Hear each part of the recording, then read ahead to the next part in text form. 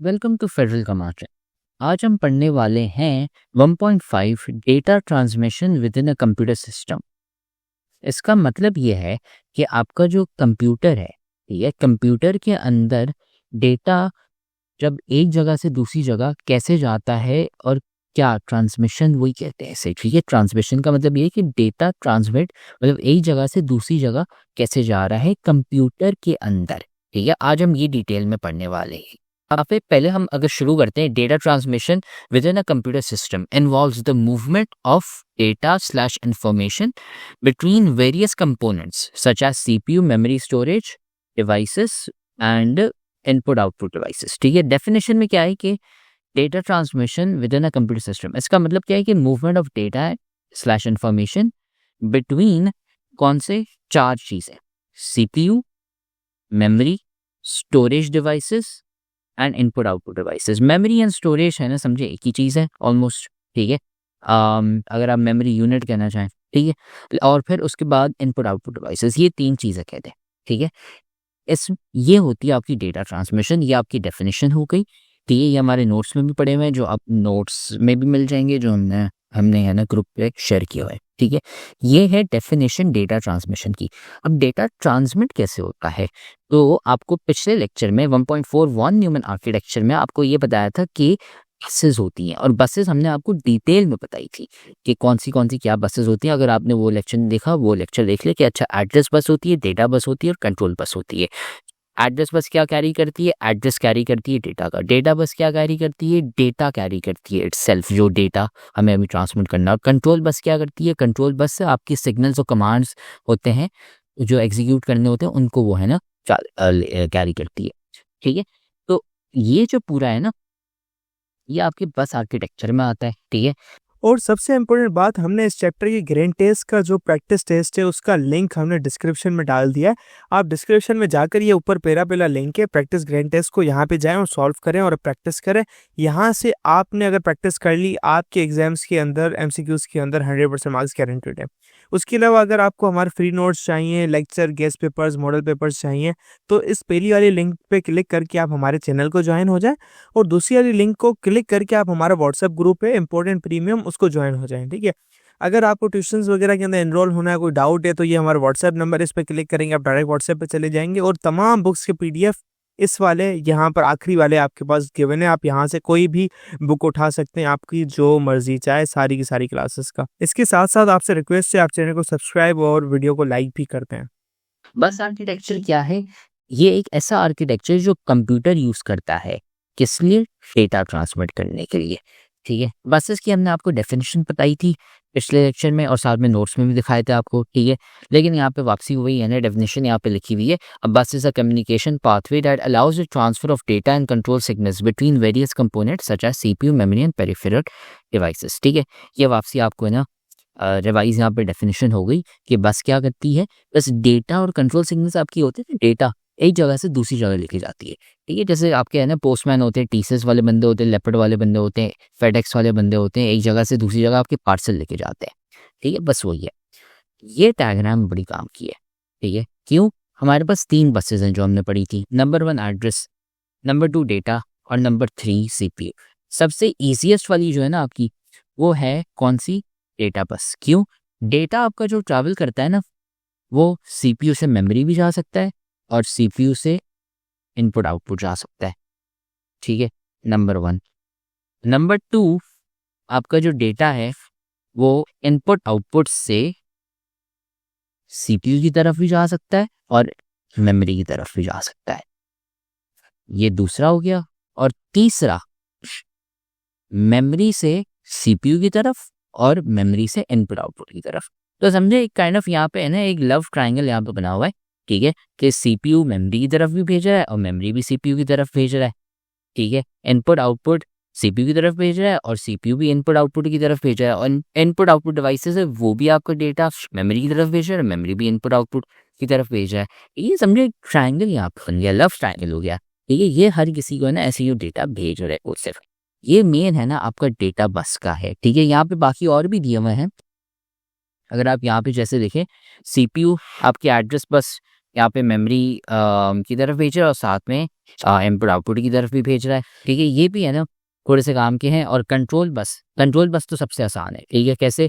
CPU से है ना डायरेक्ट सिर्फ मेमोरी की तरफ और सीपीयू से सिर्फ इनपुट आउटपुट की तरफ, बाई डायरेक्शनल नहीं है। ठीक है, फेडरल बोर्ड के एनुअल एग्जाम्स का डर है, लेकिन ये नहीं पता कि तैयारी कहाँ से करनी है।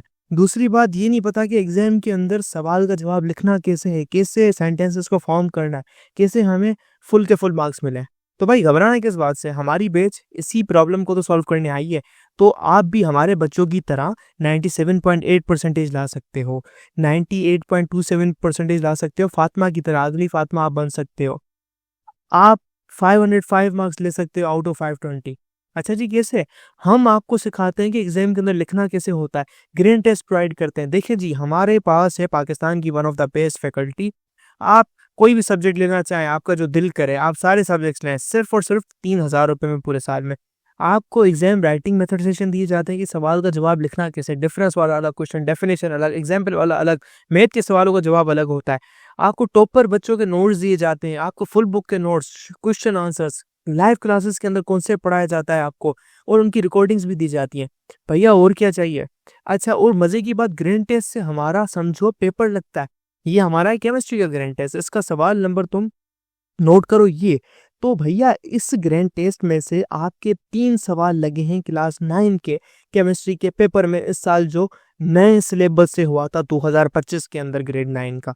तो इतने इंपॉर्टेंट हमारे ग्रैंड टेस्ट होते हैं, सारे आपको दिए जाते हैं। तो भैया देर किस बात की, इस नंबर पे कांटेक्ट करें और अभी रजिस्टर करवाएं। वेराज यहाँ पे क्या है, यहाँ पे बस एड्रेस बस में ये है कि सीपीयू से आप मेमोरी की तरफ भेज सकते हो और सीपीयू से इनपुट आउटपुट की तरफ, मेमोरी से भी इनपुट आउटपुट की तरफ, ऐसे ही मिक्स मशीन है। लेकिन आपको सिर्फ डेटा का जानना होगा यहाँ पे। ठीक है, कंट्रोल बस है ना ज़्यादा कॉन्सेप्ट के लिए, डेटा बस का सिंपल है, एक ट्रायंगल यहाँ पे बना हुआ है। ठीक है, और अब है ना यहाँ पे हम आते हैं data paths inside the CPU. Data paths are dedicated paths known as data circuits. ठीक है, डेटा पाथ्स को आप है ना सर्किट्स भी कह सकते हैं, डेटा सर्किट्स। डेटा सर्किट्स क्यों कहते हैं? आप जब फिजिक्स में आएंगे आगे वाले चैप्टर्स में, तो होता क्या है कि सर्किट का मतलब क्या होता है कि आपकी जो करंट होती है, ठीक है, आप है ना स्विच ऑन करते हैं, ठीक है, और स्विच को जैसे आप ऑन करते हैं तो है ना बल्ब चलता है। कैसे चलता है यार? अच्छा, स्विच है, स्विच से एक वायर निकलती है और वो वायर जाती है आपके ट्यूबलाइट की तरफ या बल्ब की तरफ। ठीक है, इसे सर्किट कहते हैं हम। तो वैसे ही है ना डेटा सर्किट भी होता है कि अच्छा आपकी एक जगह है, वहाँ से ना डेटा जाता है और दूसरी जगह की तरफ जाता है। ठीक है, लाइट की जगह ना डेटा जा रहा है वहाँ पे, तो इसलिए ना डेटा बात डेटा सर्किट भी क्या आ जाता है इनको। ठीक है, फिर उसके बाद ये है कि ये डेटा पाथ्स हैं, ये बहुत ज़रूरी है। क्यों? आपका डेटा मूव कर रहा होता है, आपको ये है ना जानना होना चाहिए। ठीक है, ये बहुत ज़रूरी होता है। अगर आपका डेटा एक जगह से दूसरी जगह नहीं जा रहा तो कंप्यूटर आपका नहीं चलने वाला। कंप्यूटर को तब पता कि अच्छा आपने है ना माउस को क्लिक किया। ठीक है, कंप्यूटर को तब पता चलेगा जब अगर आपने एक कोई सर्टेन की दबाई। ठीक है, लेट्स से मैं है ना यहाँ पे आता हूँ, मैं है ना यहाँ पे लिखता हूँ माई नेम। ठीक है, मैंने यहाँ पे है ना कीज दबाई, तो इसका डेटा जब ट्रांसफ़र होगा कीबोर्ड से लेके आपके प्रोसेसर तक, तभी प्रोसेसर को पता चलेगा अच्छा यहाँ पे है ना ये की दबाई गई है MY_NAME। अच्छा, अब स्क्रीन पे है ना जाके ये मुझे दिखाना है, तो प्रोसेसर है ना अपनी अंदर की है ना जो प्रोसेसिंग में प्रोसेस करता है कि अच्छा नहीं, मैंने अपने डॉक्यूमेंट में माय नेम लिखा, फिर साथ में मैं एक और डेटा की है ना बस के थ्रू भेजूंगा। अच्छा नहीं, अब स्क्रीन पे भी है ना मुझे ये दिखाना है, ये स्क्रीन के ऊपर भी है ना मुझे दिखाना है बंदे को, अच्छा यहाँ पे है ना लिखा गया है ये है ना डेटा आपका बहुत ज़रूरी है ट्रांसफ़र होना। माउस हो गई, माउस की बात हो गई, आपने है ना माउस लिया और आपने है ना क्लिक दबाया। जब आप क्लिक दबाओगे तो आपके माउस से ना डेटा ट्रांसफ़र हो रहा है प्रोसेसर की तरफ, प्रोसेसर को पता चल रहा है अच्छा नहीं, ये इन भाई साहब ने है ना जनाब ने माउस को है ना दबाया यहाँ पे। जब उन्होंने दबाया इसकी वजह से है ना अब मुझे क्या करना है, अब मुझे है ना खोलना है एक कोई सर्टेन फोल्डर या कोई सर्टेन फाइल खोलनी है, और फिर है ना उसका भी डेटा ट्रांसफ़र होता है स्क्रीन की तरफ भी। तो आपके सामने है ना एक वो स्क्रीन खुलती है ना, तो वो भी है ना आपको वो डेटा ट्रांसफ़र करनी बहुत ज़रूरी है। देखिए, ये जो सारे डेटा ट्रांसफ़र हो रहे थे, मैंने आपको कुछ एग्जांपल्स बताई हैं और भी बहुत सारी एग्जांपल्स जो आप पढ़ेंगे, वरना आप गूगल भी कर ले कौन सी सारी है ना मूवमेंट डेटा, कौन से टाइप ऑफ डेटा, लाखों किस्म के अनलिमिटेड टाइप्स ऑफ डेटा है जो है ना ट्रांसफ़र हो रहे होते हैं। लेकिन वो किन के बीच में हो रहे होते हैं? ठीक है, एक तो है आपका ALU, दूसरा आपका रजिस्टर्स, तीसरा आपका कैश, ठीक है, और भी बहुत सारे हैं। कैश क्या होती है हम आगे जाके जो हमारा नेक्स्ट है ना 1.6 types and hierarchy of computer memory, इसमें हम कैश पढ़ेंगे, ठीक है, तो आप टेंशन ना लें, कैश है ना आगे जाके पढ़ेंगे, लेकिन एक टाइप ऑफ मेमोरी होती है, ठीक है। तो ये हमने है ना डेटा पाथ्स के बारे में बता दिया आपको कि यार अच्छा मूवमेंट डेटा बहुत ज़रूरी होता है, ठीक है। अब यहाँ पे है ना ये वाली जो डायग्राम है, अगर आप यहाँ पे देखें तो ये आपका है ना पूरा CPU है, ठीक है, इसके अंदर है। अब पहले जैसे था ना CPU, बस अब है ना यहाँ पे अंदर पार्ट्स दिखा रहे हैं।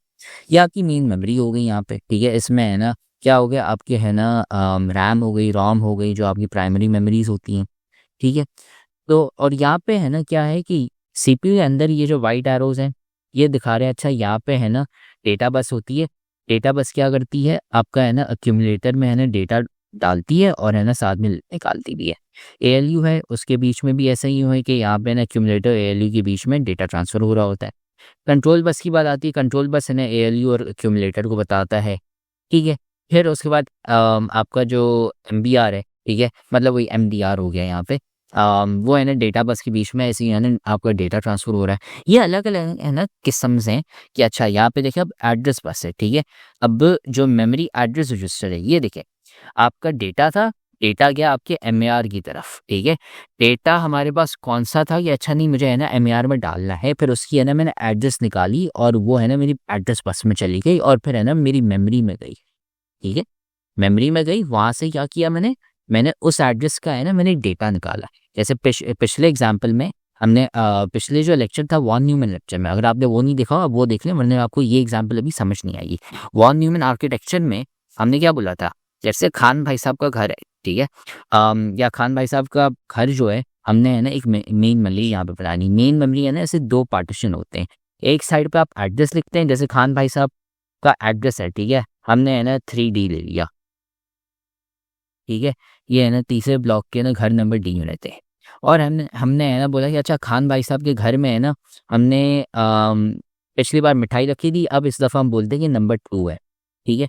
अब डेटा था हमारा डेटा बस से, ठीक है, डेटा बस से क्या हुआ, डेटा बस से MAR में गए, ठीक है, और उधर से हमें है ना पता चला कि अच्छा हमें है ना एक सर्टेन एड्रेस चाहिए। वो एड्रेस हमने है ना MAR से निकाली और इन एड्रेस बस में डाल दी। फिर एड्रेस बस से हम कहाँ गए, मेन मेमोरी की तरफ गए, हमने बोला अच्छा हमें है ना इस एड्रेस पे हमें है ना डेटा चाहिए, ठीक है। ऐसे समझे आपका पोस्टमैन है, ठीक है, वो गया है ना ACS की तरफ, ACS से ना वहाँ पे पार्सल उठाया और उनको बोला कि भाई ये है ना घर है, ठीक है, यहाँ पे जाओ, यहाँ पे है ना जाके एक चीज़ छोड़ो और एक चीज़ है ना लेके आओ वहाँ से, ठीक है, कपड़े लेके आ जाओ या कुछ भी लेके आ जाओ। तो TCS भाई साहब है ना यहाँ से गए एड्रेस बस के थ्रू मेन मेमोरी में आए और उन्होंने देखा अच्छा है ना मैं अब है ना इलाके में आ गया हूँ, पहाड़ जो आपका इलाका है, ठीक है, गुलशन इकबाल है जैसे या कोई भी, वहाँ पे है ना मुझे ये घर नंबर ढूंढना है 3D, और उधर है ना मैं गया और मैंने कहा अच्छा नंबर 2 मुझे आप गई। ऐसे ही मैंने समझे एग्जाम्पल के थ्रू मैंने आपको समझा दी। ऐसी है ना पूरी डायग्राम यहाँ पे बनी पड़ी हुई है जो आप है ना समझ सकते हैं, ठीक है। ज़रूरी इतनी नहीं है, लेकिन मैंने आपको कॉन्सेप्ट के हिसाब से बता दिया कि अच्छा डेटा बस है, डेटा ट्रांसफ़र हो रहा है MAR के अंदर, डेटा बस है यहाँ पे PC प्रोग्राम काउंटर के अंदर जा रहा है, ठीक है, डेटा बस है यहाँ पे CPU से बाहर निकल गया, अच्छा MBR की तरफ जा रहा है, ठीक है। एड्रेस बस की बात आती है, अच्छा एड्रेस बस के बीच में या एरो देखें किसके बीच है, सिर्फ मेन मेमोरी के बीच में, एग्जाम्पल हो गई, ठीक है। ऐसे ही है ना आप देख सकते हैं, इससे है ना समझ सकते हैं कि अच्छा डेटा किधर कैसे क्या ट्रांसफ़र हो रहा है, ठीक है। ये हो गया हमारा अब डेटा पाथ्स। फिर आते हैं यहाँ पे रजिस्टर्स हमने आपको पहले भी पढ़ाए थे लास्ट लेक्चर में। रजिस्टर क्या होते हैं, small high speed storage areas, ठीक है। जैसे मैंने आपको एग्जांपल दी थी कि अगर आप बिस्किट आप अपने किचन में रखेंगे ना, अपने स्टोर रूम में तो नहीं रखेंगे, वो बहुत ही एक है ना ऊपर 3 फ्लोर आप चढ़ के है ना रोज जाएंगे अच्छा बिस्किट लेने, नहीं ऐसा नहीं, ठीक है। ये हमने रजिस्टर की है ना आपको पिछले लेक्चर में डिटेल में बताई थी कि they are small but high speed storage units, ठीक है। छोटी जगह है, इतनी बड़ी नहीं है जैसे आपका स्टोर रूम है, लेकिन फिर भी छोटी जगह ऐसी है कि आप है ना उधर काम की चीज़ें, बहुत काम की चीज़ें रखोगे ताकि आपको वो जल्दी से मिल जाए, ठीक है। ये हो गए आपके रजिस्टर्स। फिर आ गया मेमोरी हियरार्की। मेमोरी हियरार्की है ना अभी आपको जानने की ज़रूरत नहीं है, क्यों, क्योंकि वो हम नेक्स्ट लेक्चर में पढ़ेंगे 1.6 types and hierarchy of computer memory, ठीक है। यहाँ पे ना एम आपको है ना कंफ्यूज करने के लिए डाला हुआ है, लेकिन फिर भी आपको बता देता हूँ मेमोरी हायरार्की, अगर आपको समझ आ जाता है ठीक है, नहीं समझ आता अगले लेक्चर में हम डिटेल में बात करने वाले हैं। ठीक है, मेमोरी है ना उसको अलग अलग है ना किस्म में डाला जाता है। ठीक है, एक होती है आपकी हाई स्पीड वाली। ठीक है, हाई स्पीड में क्या है आपकी रजिस्टर, फिर ये हमारी हाई स्पीड वाली है और स्मॉल है। फिर हमें एक थोड़ी सी और बड़ी मेमोरी चाहिए होती है लेकिन वो उतनी फास्ट ना हो, तो उसमें फिर आपकी कैश मेमोरी आ जाती है। फिर एक और मेमोरी होती है जो और बड़ी होती है लेकिन और भी स्लो होती है, उसको उधर से डेटा निकालना और टाइम लगता है लेकिन और बड़ी होती है, तो वो हो गया हमारा रैम। फिर एक और मेमोरी होती है जो सबसे बड़ी होती है लेकिन अंदर से डेटा निकालने में बहुत टाइम लगता है। समझे, आपका एक कबर्ड हो गया। ठीक है, हमने है ना सबसे छोटी मेमोरी, ठीक है, हमने रखी आपकी कबर्ड। ठीक है, कबर्ड में क्या हो गया यार, अच्छा कबर्ड में है ना हमने क्या रखा, बिस्किट रख लिए। बिस्किट है ना हमें जल्दी से मिल जाते हैं लेकिन वहाँ पे ना हम कम चीज़ें रख सकते हैं, एक कबर्ड में हम बहुत ही कम चीज़ें रख सकते हैं। फिर हमने एक और ले लिया आपका स्टोर रूम।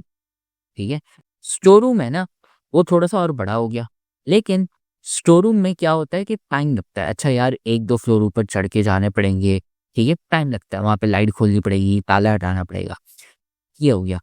फिर हमारा तीसरा, इससे भी और बड़ा सोचे क्या हो सकता है, गराज हो गया। ठीक है, गराज में हमने क्या रखा यार, गराज है ना और भी बहुत बड़ा है, उधर हमने और चीज़ें रख ली सामान रखने के लिए, लेकिन हम ऐसी चीज़ें वहाँ पे रखेंगे जो हमें हमेशा नहीं चाहिए होती, जब भी चाहिए होंगी अच्छा हम गराज में चले जाएंगे, मसला नहीं। लेकिन क्योंकि वो ज़्यादा बड़ा है लेकिन वहाँ से निकालने में यार टाइम लगता है। अच्छा गराज में गए, हमने शटर उठाया, वहाँ से ना चीज़ें निकाली, हम ऐसी चीज़ें रखेंगे गराज में जो हमें ना महीने में सिर्फ एक दफ़ा चाहिए या 2 महीनों में एक दफ़ा चाहिए ना। तो वैसे ही है ना कंप्यूटर भी ऐसा कुछ करता है। ठीक है, हमें है ना हर सेकंड वो चीज़ नहीं चाहिए होती है, हमें ना क्या पता कुछ मिनटों के बाद चाहिए, तो हमने ना गराज में वो चीज़ रख ली। ठीक है, फिर गराज से और भी बड़ी चीज़ें आप है ना एक और एग्जाम्पल ले लें, क्या रख सकते हैं यहाँ पे, समझे है ना, समझे जो भाई साहब हैं बहुत ही अमीर है, उन्होंने है ना एक और घर खरीद लिया। उस घर में है ना उन्होंने बोला यार मैं सारी चीज़ें वहाँ पे स्टोर करूँगा, अगर कोई इतना अमीर हो। लेकिन है ना एग्जाम्पल अच्छी नहीं है, इसको साइड पर कर लेते हैं। ठीक है, लेट्स से हमने दुकानदार रख ली।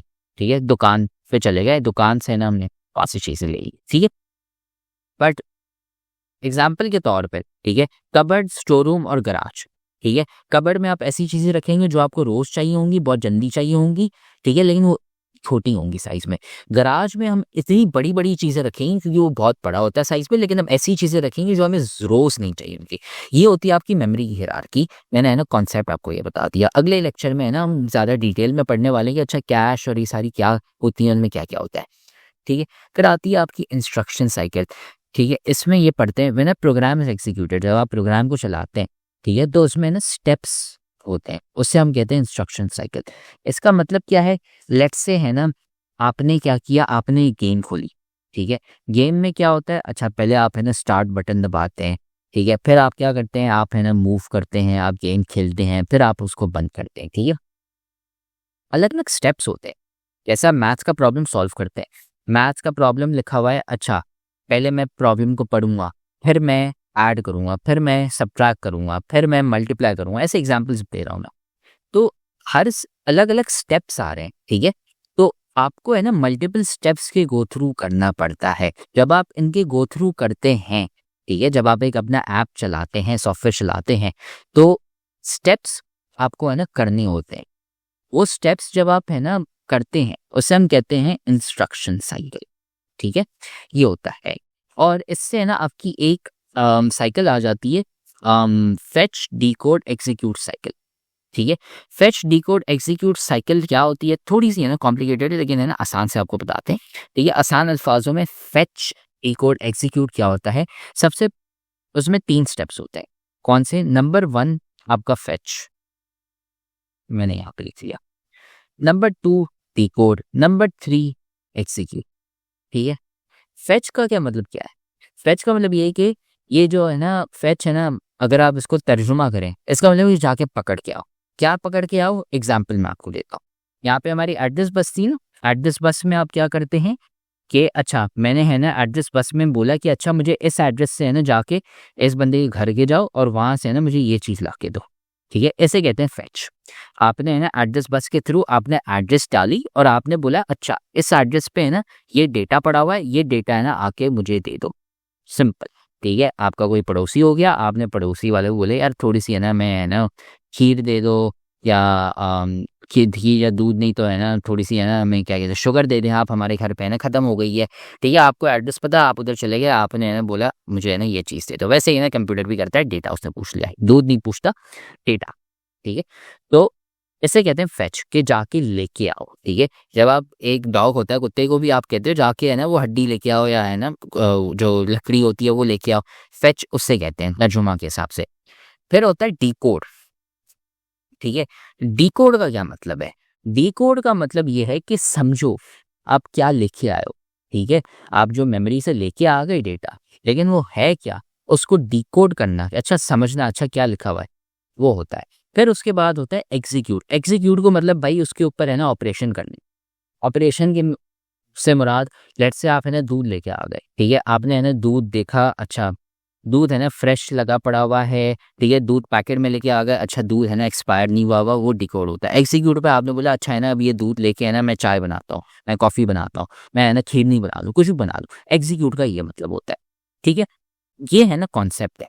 अब यहाँ पे आके हम पढ़ते हैं, ठीक है, this cycle involves fetching the next instruction from the memory. आप मेमोरी में गए और वहाँ से आपने क्या किया, आप इंस्ट्रक्शन लेके आ गए, ठीक है, या है ना आप देखा जाए आप है ना उस एड्रेस पे गए और वहाँ से आप डेटा या इंस्ट्रक्शन लेके आ जाए, एक ही बात है, लेकिन आप डेटा लेके आ जाए, इंस्ट्रक्शन लेके आ जाए, फिर आपने क्या किया, डिकोड किया। डिकोड का मतलब क्या है, अंडरस्टैंड कि क्या करना है, क्या है वो चीज़, ठीक है, उसको समझना है।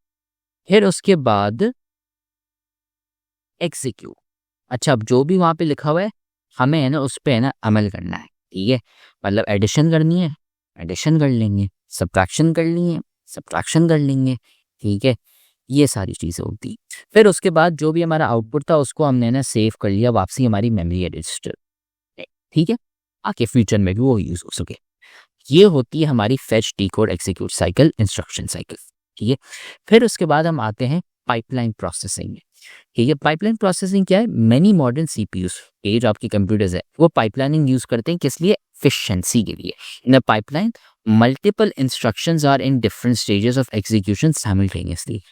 अब एफिशिएंसी का तर्जुमा मतलब ये कि यार अच्छा है ना बहुत ही जल्दी से हो रही है, या फिर एक वक्त पे ना बहुत सारे काम हो रहे हैं। जैसे फॉर एग्जाम्पल अगर किसी के घर में शादी होती है, तो क्या एक बंदा सारे काम कर रहा होता है, नहीं, बहुत सारे लोग बहुत सारे अलग अलग काम कर रहे होते हैं। इससे क्या होता है कि अच्छा एक वक्त पे बहुत सारे काम हो रहे होते हैं। वैसे ही पाइपलाइन प्रोसेसिंग होती है कि अगर आपके पास इंस्ट्रक्शंस हैं, ठीक है, अगर हम एडिशन परफॉर्म कर रहे हैं, एक बंदा सारी 100 की 100 नहीं करेगा, एक बंदा 100 दफ़ा एडिशन नहीं करेगा। आपने क्या किया, आपने 10 बंदों को लिया और 10 लोग है ना 100 एडिशंस करेंगे, ठीक है। आपके पास समझे एग्जाम पेपर पड़ा हुआ है, एग्जाम पेपर की एग्जाम्पल ले लेते हैं, आपके पास 10 सवाल पड़े हुए हैं, आप एक बंदे हैं, आप 10 सवाल करें, टाइम लग रहा है, ठीक है। कंप्यूटर है, कंप्यूटर बोलेगा अच्छा मेरे पास है ना 10 सवाल है, मतलब 10 इंस्ट्रक्शंस हो गई, एक बंदा एक सवाल करेगा, ठीक है। तो कंप्यूटर के अंदर भी अलग अलग पार्ट्स हैं, एक पार्ट मेरा सिर्फ एक सॉल्व करेगा सवाल, तो ऐसे क्या होगा, एक वक्त पे 10 सवाल सॉल्व हो जाएंगे साइमल्टेनियसली।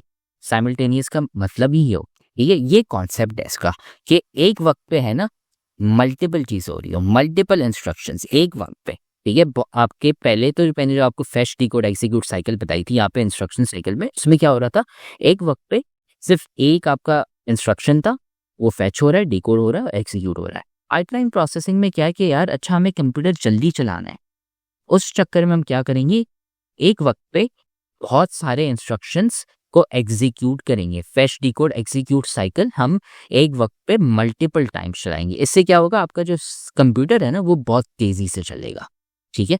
ये होती है आपकी पाइपलाइन प्रोसेसिंग। फिर आता है हमारा interrupts and input output devices. अब ये क्या है, ये है कि यार अच्छा देखिए आपका कंप्यूटर है ना वो बैठा हुआ है सुकून से, एडिशन, सब्ट्रैक्शन सब चीज़ें अपनी है ना कर रहा है। ये एग्जांपल्स मैं आपको दे रहा हूँ, एडिशन, सब्ट्रैक्शन। आप कहते हो कि अच्छा नहीं मुझे है ना यहाँ पे जाके टाइप करना है, ठीक है, जैसे यहाँ पे फेच, डिकोड, एग्जीक्यूट है, मैं क्या करता हूँ, मैं है ना यहाँ पे वापसी है ना लिखता हूँ फेच एग्जीक्यूट साइकिल, मैं फेच एग्जीक्यूट साइकिल लिख, ठीक है। अब ये जो मैंने टाइप किया मैंने है ना इंटरप्ट किया। इंटरप्ट का मतलब तर्जुमा अगर आप करेंगे, मतलब आपने रोका, आपने है ना बोला कंप्यूटर के रोको। मैंने अभी है ना टाइप किया फेच एग्जीक्यूट साइकिल, आप है ना सारी चीज़ें रोको, पहले फेच एग्जीक्यूट साइकिल मैंने जो लिया है लिखा है यहाँ पे, आप जाके वो है ना अपने प्रोसेस करो और स्क्रीन पे दिखाओ मैंने फेच एग्जीक्यूट साइकिल लिखा है। ये होता है इंटरप्ट। क्या इतना काम रोको, मेरा काम जो था ना फेच एग्जीक्यूट साइकिल जो मैंने यहाँ पे अपने कीबोर्ड से लिखा है, इसको जाके पहले काम करो कि टाइप करो और फिर अपने है ना जो भी काम थे आपके जो एडिशन सब्ट्रैक्शन वो बाद में करना। ये होता है आपका interrupts with input output devices. आपके पास इनपुट आउटपुट डिवाइसेस हैं, आप इंटरप्ट करते हो, आप है ना उनको रोकते हो और कहते हो कि अच्छा नहीं रोको अपना काम और अभी है ना मेरा काम करो। मेरा काम कुछ भी हो सकता है, मैंने माउस से बटन दबाया वो इंटरप्ट हो गया, मैंने कुछ टाइप किया वो भी इंटरप्ट हो गया, मैं प्रिंटर को चलाता हूँ और कहता हूँ प्रिंट करो मेरे लिए, वो भी इंटरप्ट है। यहाँ पे अगर देखा जाए an interrupt is a signal. क्या सिग्नल? जैसे मैंने है ना कीबोर्ड से टाइप किया, माउस से मैंने बटन दबाया या प्रिंटर चालू किया, प्रिंटर को मैंने खोला और प्रिंट दबाया, ये होते हैं। ठीक है, ये क्या करते हैं? हॉल्ट। हॉल्ट का मतलब रोकना। ठीक है, हॉल्ट अंग्रेजी का थोड़ा सा एडवांस अल्फाज है, लेकिन इसका मतलब क्या है? स्टॉप। हॉल्ट का मतलब होता है स्टॉप। ठीक है, क्या आप रोकते हो यार? अच्छा, करंट प्रोग्राम्स एग्जीक्यूशन जो आपकी फेच डिकोड एग्जीक्यूट साइकिल होती है ना, कि अच्छा वो है ना अपनी मर्जी की एडिशन सब्ट्रैक्शन सब चीज़ें कर रहा होता है, एग्जीक्यूशन हो रही होती है फेच डिकोड एग्जीक्यूट साइकिल, आप उसको रोक लेते हो। क्यों? अपना काम, आपका काम है ना बहुत ज़रूरी है, इंपॉर्टेंट इवेंट वो कराना होता है। ठीक है, ये होते हैं आपके interrupts and input output devices. फिर आगे हमारा आखिरी concept parallelism. Some computer architectures use parallelism to improve data transmission speed. This can improve multiple cores within a CPU or even distributed systems with multiple interconnected computers working together. Parallelism, ठीक है, ये थोड़ी सी है ना आपकी pipeline processing से थोड़ा सा है ना कनेक्टेड है।